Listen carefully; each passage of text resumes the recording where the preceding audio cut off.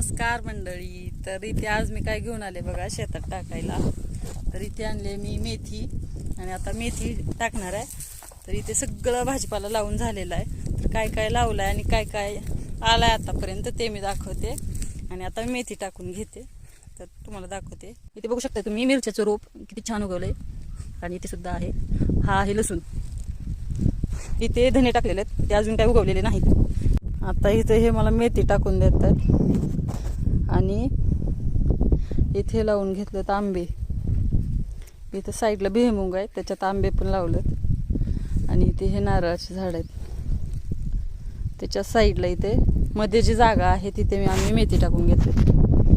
अशी मेथी टाकायची असते आणि त्यानंतर खुरप्याने हलवून घ्यायची आणि त्या मग पाणी सोडायचं, म्हणजे छान उगवती.